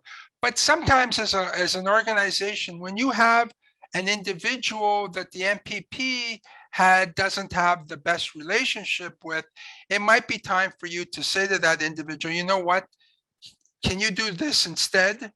And let us have some other individuals go in and see the MPP. Because the last thing you want is to go into an MPP lobby meeting and then all of a sudden the MPP's got their backup. You don't want it to be that way. You want it to be a productive meeting. Now, if you just want to go in and yell at the MPP, well, you're yelling at them, but you're not really going to accomplish a heck of a lot. So I would always say, be careful when you go in, who you take in. And remember, one of the things that you need to do is, if you go in with, let's say, 4 or 5 people, try to make sure that you take people who have different experiences, different interests, who have different perspectives in terms of what job classification they may come from, right? So for example, when we did our violence in the schools lobby, we did our best to make sure that we had people who were, educational assistants, teachers, who represented more than just one job classification, because we needed the politicians to see that it affected the whole school community and that some people get affected more than others. So that was important. And of course, if you have people with different stories to tell, that can become more impactful, more persuasive to the MPP. Hearing, potentially emotional testimony from a member talking about how they have experienced, for example, violence in the classroom in the school. So those are very important matters to consider in terms of how you select your lobbyists, and make sure that that's an important consideration for you. The next thing is, decide on your message and your key points. You can't, as we've gone along as OSSTF, we've learned that we can't talk about everything at each lobby. We have to talk about more specificity. So the fewer issues we can bring up at the lobby, the more influence we will have. So, make sure you talk about the issues that you actually know about, right? Be concise and stay focused. Your time is limited. And be very careful. We talked about 15, maybe 20 minutes they might give you, but that's about it.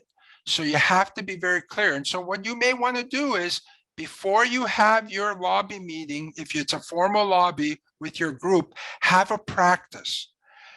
Go over it with your group beforehand and say, okay, the 4 of us are here. What am I going to talk about? What are you going to talk about? And so on and so forth. So that you all have something to say that you are potentially an expert on, but that you're all very well in tune, rather than, this person saying that and then that person saying that, and you're all disjointed. The tighter the message, the better you're off, and you're going to be able to get through much easier. And of course, you need to know your audience. You need to know your MPP or your trustee or your federal member of parliament, whoever. You've got to be able to tailor the message to things that potentially interest them, right?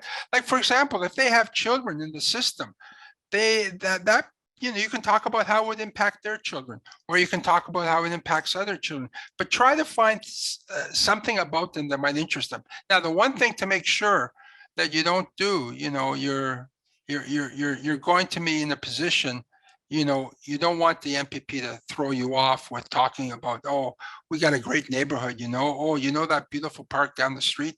Don't get into those conversations. Just stick to the issues that you have. And as everyone in the panel said, follow up.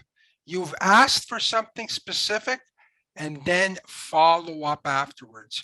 Make sure, as I said, the violence in the schools lobby that we had, it was fantastic because we followed through afterwards and we got a commitment from the government. They actually were about to do something. They were starting it. And then a little bit later, the election got in the way. But, you know, you can be, I mean, you can be a little bit cynical and say that that party was doing it for political reasons. But hey, every decision is political. So let's not kid ourselves that way, right? So a couple of other tips that you should know when you go for the lobby. You know, are there any concerns that the MPP or politician has brought up to you? Try to make sure you don't get too defensive with them. But if you can't answer their questions, just say that you'll get back to them. You'll get an answer, okay? But if you're not going to give them back an answer, don't promise it, okay? Be absolutely clear. And of course, it's always polite at the end to say thank you. I mean, it sounds a little bit ridiculous to say it, but it is true. Yeah, you know, it's a nice thing to be able to say thank you for your time at least. Now, a couple of other things as we go in terms of the all-important ask. You know, you want to be able to ask the politician or whatever your ask is. You need to be able to get them to vote your way. I mean, that's what you really want the politician to ultimately do, whether that be in the caucus meeting of their particular party or in the legislature. You need them to use their influence, their vote, to vote your way. Now, if you don't get anywhere with that MPP, you know, there's other people who may be involved in a particular legislative committee that may be dealing with a particular bill that you're talking about. You may want to encourage members of your organization to speak with those MPPs that are on the committee, right? Including potentially the chair of the committee, you know? And you may also want to speak to specific members of the party leadership or whomever it may be. Now, the other thing you can do is you can have a press conference. Whether the press shows up or not, you have a press conference. And we have the ability today where we can have press conferences where it makes it seem as if there's lots of people around. I mean, we all have our phones. People have Facebook Live and other avenues to do that. So, you know, you've got to be able to find that. We talked about taking a picture for social media, you know, newsletters, so on and so forth. You know, I've got some things here about this Union School campus event. You know, you can do those sort of things. Meet politicians at events that they do. You know, go out and meet them at their barbecue. It's an informal way to lobby, but it's a very safe environment because in a public setting, at their barbecue, a lot of the politicians don't want to get into a difficulty with their constituents. They don't want to look like they're hotheads getting upset. So that's one thing that we need to make sure that we keep in mind. Build a coalition of legislators, politicians, and that could be with the opposition parties, right? It doesn't have to be always the government members. You could build, and we have some wonderful opposition members that we deal with that bring issues up for us. And you can also distribute those fact sheets to them for whatever it is that you need to do. Now, when we think about our potential lobby, we always have to think that there could be pitfalls. You know, with OSSTF, we're about to do a lobby. We go through the whole lobby. We do our notes and so on and so forth. And we think about everything that could happen that might go wrong. You know, obviously the first thing is that the MPP hijacks the session. You know, they go off topic and whatever. I always remind everyone, please don't let that happen. Don't let them talk about your kids' ballet or your kids' singing lessons or whatever. If they want to say it for 1-2 seconds, that's fine. It may break the ice, but don't get too much into that, okay? That's not what we want, okay? Always get them back on topic. You want to do that. That's very important. And don't get into a heated argument with the MPP. I mean, it's not productive, right? Explain your position calmly, professionally, and hopefully they'll get it. They may not agree with you, but they may get it, right? And we don't know, a lot of times we think that, we haven't had any impact on the MPP, but you know what? They talk to colleagues from even other parties. They go back to their caucus meetings and they actually talk. I mean, I know that, they talk about our position in the respective party caucuses all the time. I know that for a fact because I'm told, I find out through other sources, and they're not all MPPs necessarily. They could be staffers, that our issues do come up at caucus and around the cabinet table. Because frankly, especially when we're dealing with education, it's a very important issue. Politicians want to be in the forefront of our issue. So, OSSTF, one of the things we're doing right now is we're preparing for the 2022 election. And one of the matters that we've undertaken is to prepare our team for the next election. And one of those preparations that we've also done is we've prepared our education platform, which we released at the end of June, and that we will be re-releasing throughout the coming months to remind politicians, the public, of what OSSTF stands for. And that's part of the lobbying that we're going to do. And we're going to go to all these kinds of people. There, you see the Minister of Education, Stephen Lepage. You see the his parliamentary secretary, Sam Oosterhoff. And, and now you see the former Minister of Colleges, Universities over there, Ross Romano, and now the new Minister Dave Piccinini. So, we're in a position where, I'm sorry, he's not the new minister, he's the Minister of Environment. The new Minister of Colleges and Universities is Marilee Fullerton. I'm not sure how that picture came in there. I'll have to ask how that happened. But anyways, we need to be ready to lobby those individuals and get them to, adopt our positions, as difficult as it is. And then, of course, we have allies. I mean, look at Marit Stiles, who's doing an incredible job as the NDP education critic. I mean, we have constant communication with Marit Stiles all the time.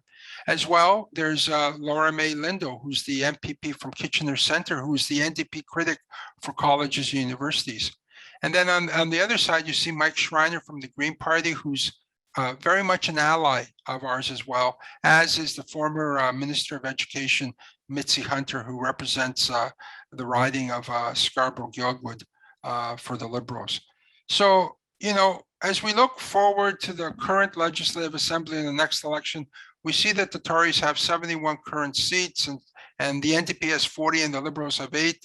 We know that the Tories started with 76 and now they're down to, they've lost 3 to the Independent, 1 to the New Blue Party, Belinda Carajalios, and they've lost 1 to the Liberals. So there's some opportunities there. There's the map of the election, how it looks, of the standings right now in Parliament. So remember, it's not just MPPs we're lobbying, we're also lobbying trustees. And there's a lot of other people that lobby our trustees. OPSPA, the Public School Boards Association is the trustees board, and they lobby MPPs and politicians. They're out there in the field too. All these different trustees, they do the same thing. However, we're also able to lobby them because they're officials of government. And I find, unfortunately, a lot of the trustees, we need to get to them a lot of times before they become trustees, because unfortunately, many of them, once elected, become completely captured by the bureaucracy. They just, it's just it's just very unfortunate that that happens with so many of them. I don't know why that happens. I think a lot of them feel very insecure once they get into their job. They feel a little bit intimidated by the board officials and not quite be able to do the job that they need to do. I've got a couple of more quick slides here, and I'll end it, and I'll open up the questions in terms of what we do. So I've got some information there on trustees, and I hope that I gave you a little bit of an idea of some of the lobbying things, but I think the panelists did such a great job that I didn't want to repeat everything that they said, because I would just have been, I don't want to be a broken record from what they were saying. So I'll leave it at that, and I'll pass it back to, there's my contact information for those that you don't know. I'll pass it back to Tracy Marshall. Tracy, I'll take down the sharing of the screen, and it's all back to you. Thank you so much, everyone, for your patience and listening. Thanks so much, Paul. That was great. And I know that you really gave people a lot to think about. We do have a question. How has lobbying changed since Ford used the notwithstanding clause? Could you answer that for us? Sorry, yeah. So in terms of the notwithstanding clause wasn't necessarily used in terms of the direct lobbying that a person like myself does or you do with parliamentarians. The effect that the notwithstanding clause was, it was brought in by the Tories in response to their earlier legislation, which was to restrict our ability to be involved in the pre-election period.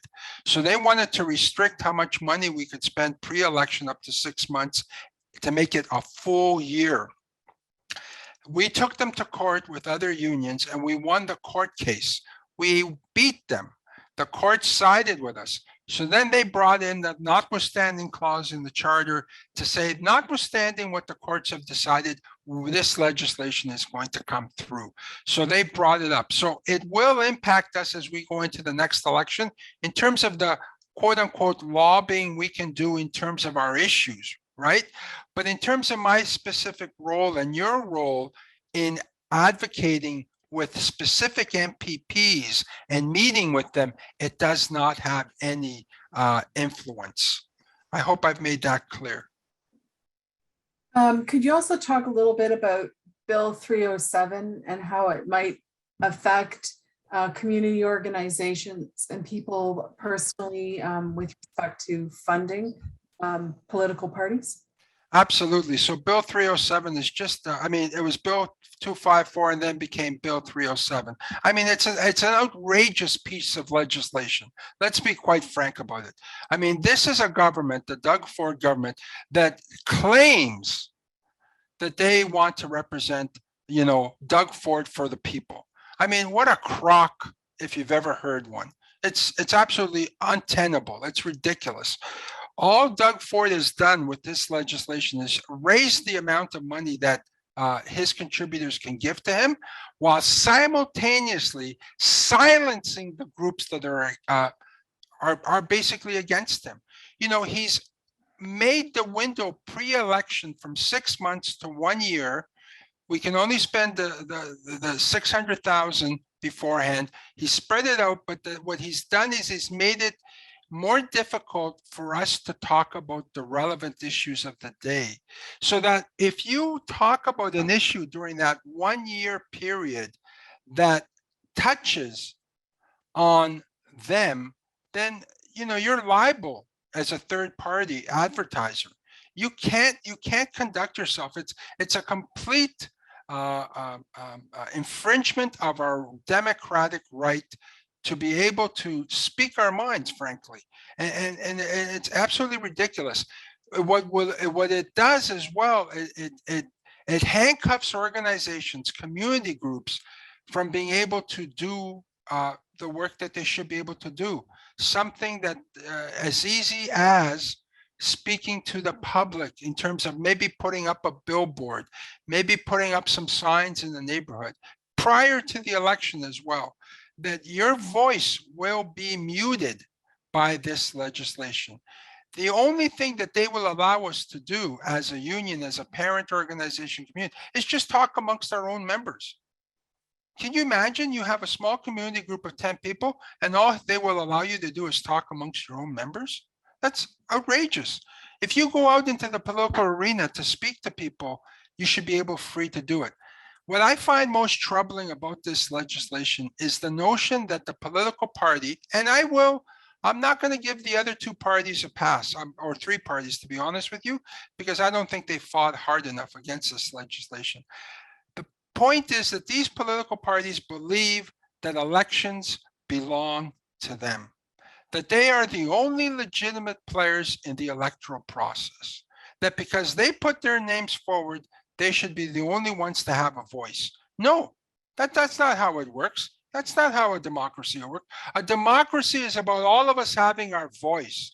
If I or you choose to run as an MPP, that's fine. If we choose to run as a candidate, but if we don't choose and we want other ways to influence a decision, an election, we should be free to do it without having to declare ourselves a candidate. Can you imagine the panelists that we had before, the incredible voices of those panelists having to declare themselves as candidates in order to be able to speak during an election? What is that? That's ridiculous.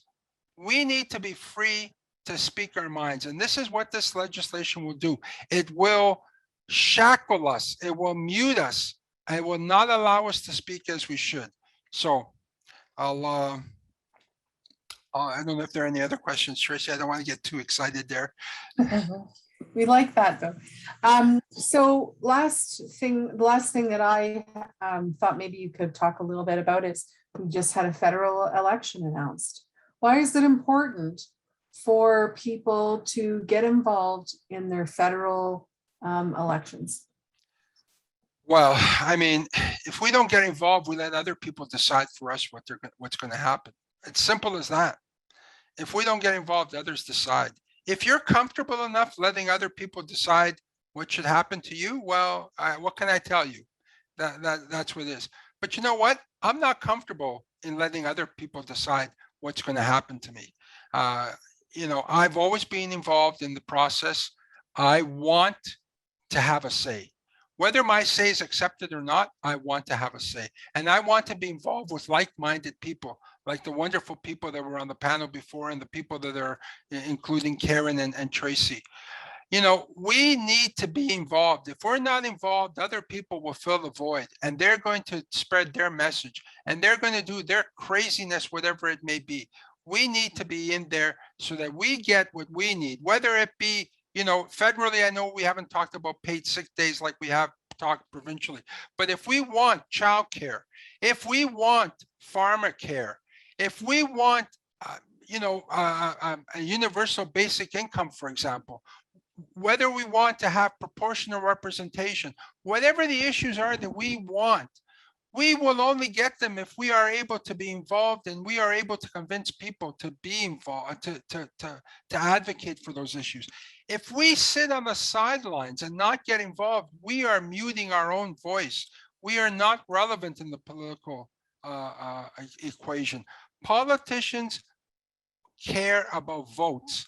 And if you don't vote, they're not going to care. You know, I know of lots of politicians that keep very good notes about who's voted and who hasn't necessarily, or who voted for them or who hasn't. But you need to know that if you don't get involved, someone else will make decisions for you. I hope that's a simple enough answer, Tracy, in terms of getting involved. And the other thing about getting involved, it's wonderful. Oh my God, to be involved in an election. Oh, I mean, it's the best. You get to meet lots of wonderful people. I mean, you're going to run into people like Vanessa, Sydney, Chandra Li, and Rose, and of course Karen and Tracy.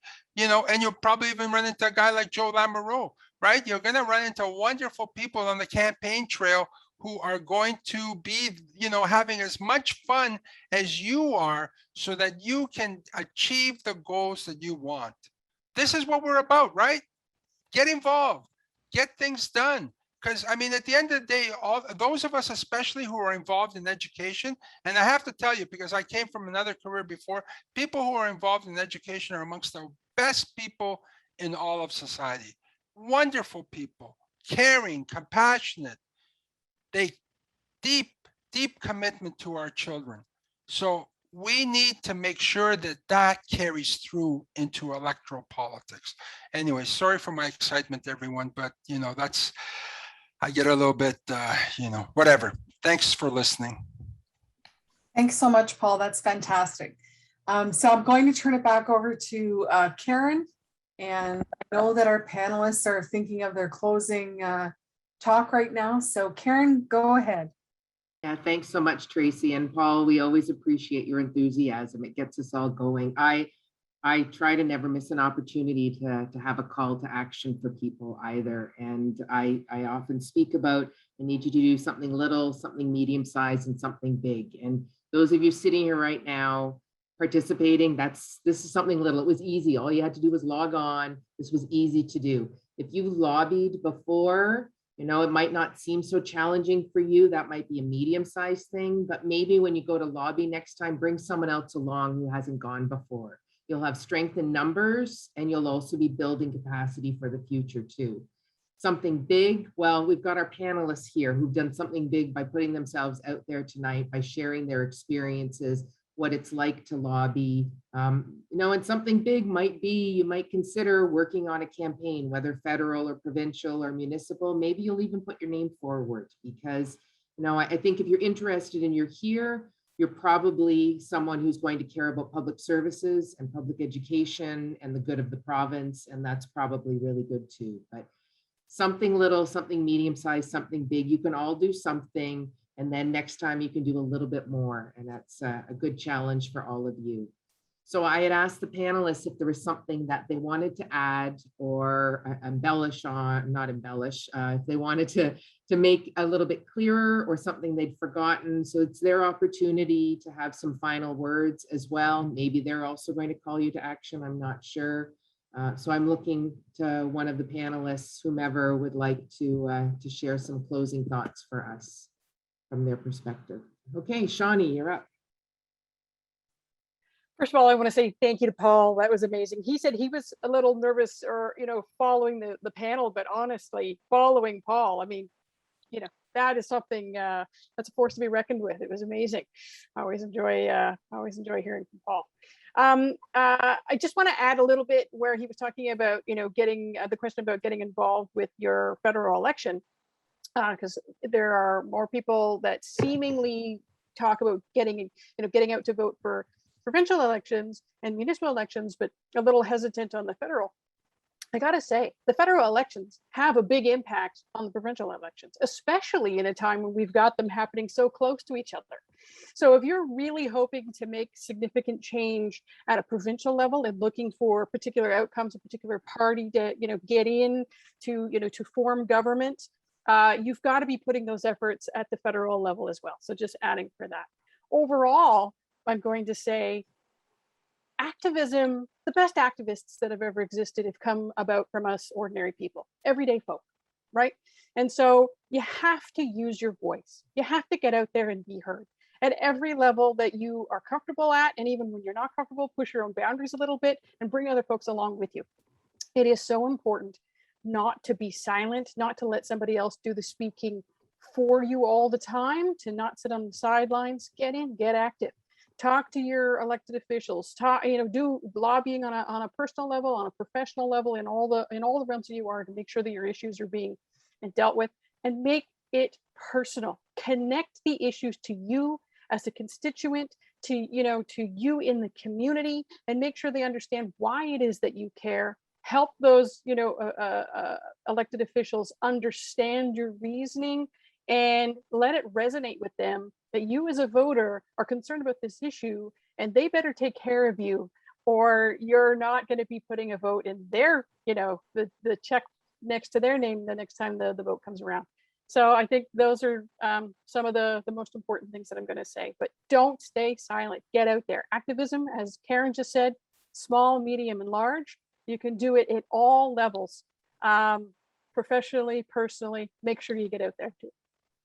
Yeah, thank you so much, Shawnee, for the words and for being here as well and for sharing your experiences and your wisdom too. So thank you. I'm going to go to Rose next. I always come away with a stronger sense of being empowered and motivated when I come to these meetings and talk with you guys. So I hope everybody else feels that way too. Use your voice. Like people have said, we need to be using our voice. We need to talk to our politicians. If we were all doing it, they just absolutely would not be able to resist what we're saying. We just need to keep talking to our friends, make politics and lobbying more normal for just normal people. That this is just part of being a citizen and what we need to do. If you're feeling like you're not sure where to start, pick one issue, learn it from the inside out, and then hold them to it. Yeah, thanks so much, Rose. Keep it simple, right? Pick one issue and stick to it. It's a really good way to think about that. And I will often say, talk like a conservative. Keep it simple. Say the same message over and over again. It resonates then. Okay, Sydney, your turn.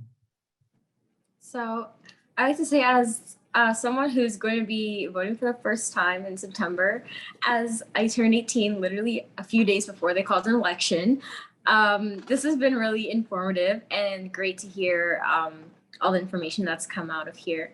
And as someone who's been working with politicians and people in power for the past, I guess, year and a bit, I'd say that definitely reach out to people, because I was really surprised at how some of these people were very open to hear what I had to say and what people, at least my age, had to say.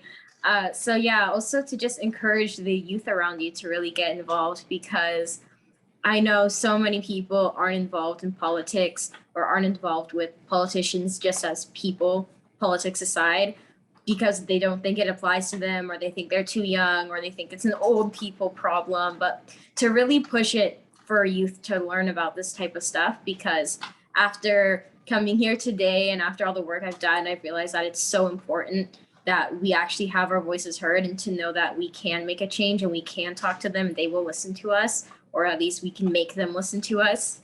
So yeah, that's what I have to say, really. Just, this is amazing. I'm so happy to be a part of this today, and this was a great learning experience.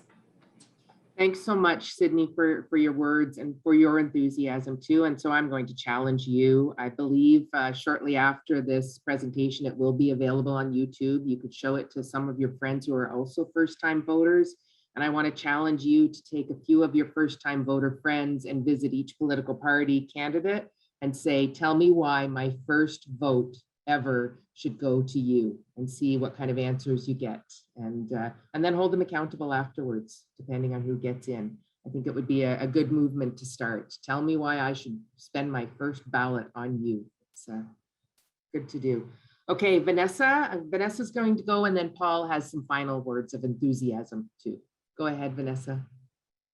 Great. And Paul, it's great being here with you too. So thank you for all those compliments.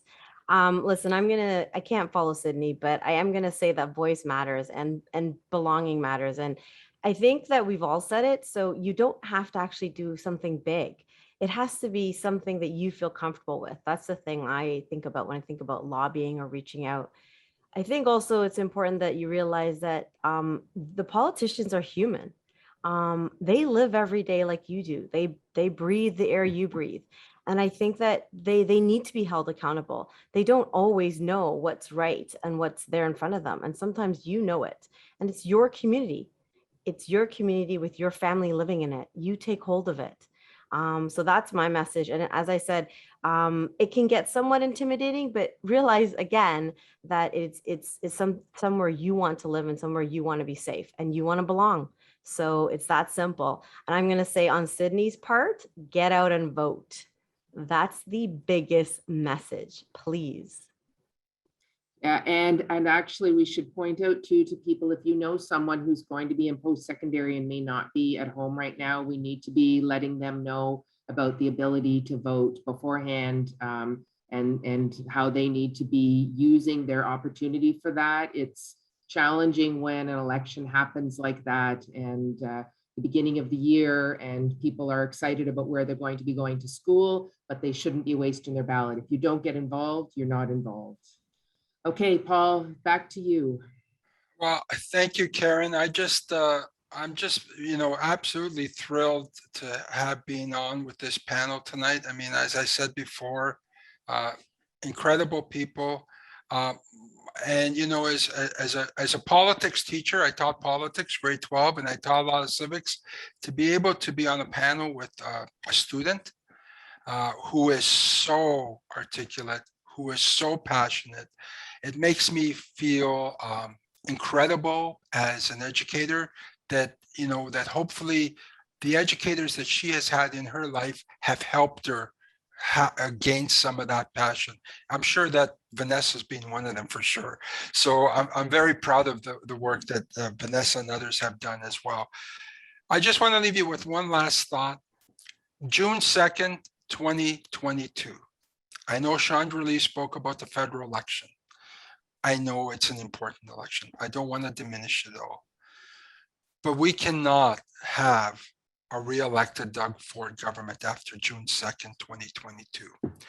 We have to do everything that we can, all of us in this group, whether we're educators, unionists, community members, parents. Our education system, our province will only prosper when we have people who are committed to education. And they're out there. You've seen it tonight, and there will be people who will run next time. So I ask you, I plead with you, please, if you're an OSSTF member, please get involved with your local. If you're not, get involved with OFL, get involved with whoever. We need to make sure that this government is not reelected. Thank you, and have a wonderful evening.